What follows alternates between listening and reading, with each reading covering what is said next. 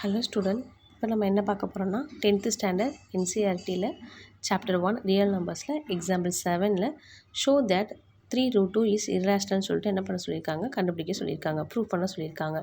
இப்போ நம்ம என்ன பண்ணோம்னா ஏற்கனவே வந்து √3, √2, √5 இர்ரேஷனல்னு சொல்லிட்டு ஆல்ரெடி நம்ம வந்து என்ன பண்ணியிருக்கோம், ப்ரூவ் பண்ணியாச்சு, proved.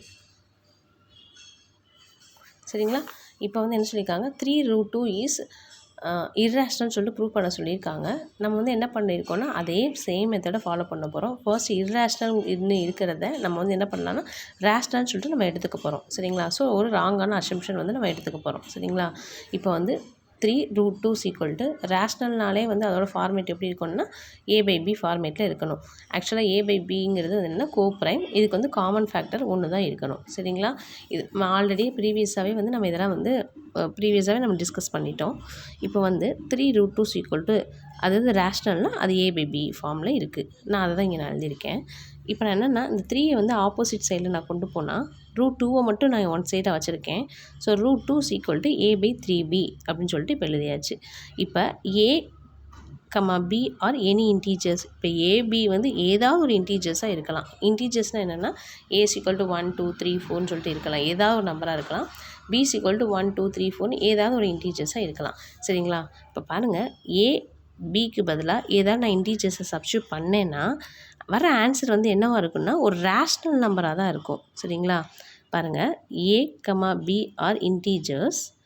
So a/3b is rational. நான் ஏதோ ஒரு 1 2 ஏதாவது நான் வேல்யூங்க நான் சப்ஸ்டியூட் பண்ணேன்னா இங்கே ஏதோ ஒரு ரேஷியோ வேல்யூ தான் நமக்கு கிடைக்க போகுது.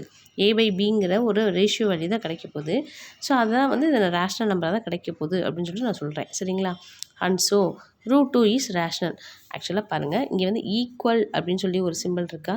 இப்போ √2 a/3b. இப்போ a/3b வந்து நம்ம ரேஷ்னல் சொன்னால் √2வும் வந்து ரேஷ்னலாக தானே இருக்கணும். சரிங்களா? So √2 is rational. ஆனால் நம்ம என்ன பண்ணியிருக்கோம், ஏற்கனவே வந்து நம்ம √2 வந்து இர்ரேஷ்னல்னு சொல்லிட்டு நம்ம ப்ரூவ் பண்ணியாச்சு. But we already found that √2 is irrational. நம்ம ஏற்கனவே வந்து √2 is irrational கண்டுபிடிச்சிட்டோம். அது எப்படி √2 வந்து irrational ஈக்குவல் டு ரேஷ்னலாக இருக்க முடியுமா? எப்போவுமே இருக்க முடியாது. பாருங்கள், √2 வந்து irrational நம்ம ஆல்ரெடி ப்ரூவ் பண்ணிட்டோம். இது வந்து எப்போ நாட் ஈக்குவல் டு a/3b, அதாவது a/3bயை வந்து நம்ம என்ன சொல்லியிருக்கோம், ரேஷ்னல்னு சொல்லியிருக்கோம். சரிங்களா? ஸோ எப்போவுமே இர்ரேஷ்னலும் ரேஷ்னலும் ஈக்குவலாக இருக்கவே முடியாது. சரிங்களா? அதனால் நாட் ஈக்குவல்ட்டாக தான் இருக்கும்.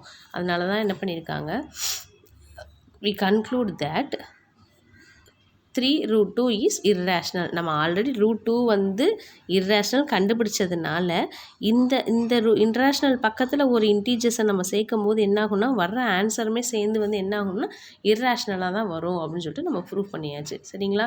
நம்ம எப்போவுமே ஃபாலோ பண்ணுற சேம் மெத்தட் தான். இர்ரேஷ்னல் ப்ரூவ் பண்ண சொல்லியிருக்காங்க, நம்ம ரேஷ்னல் எடுத்துகிட்டு அந்த கண்டிஷனை ஒபே பண்ணலை ஃபைனலாக. சரிங்களா? ஸோ அதனால் வந்து 3√2 வந்து இர்ரேஷ்னல்னு சொல்லிட்டு நம்ம ப்ரூவ் பண்ணியாச்சு. ஓகேங்களா?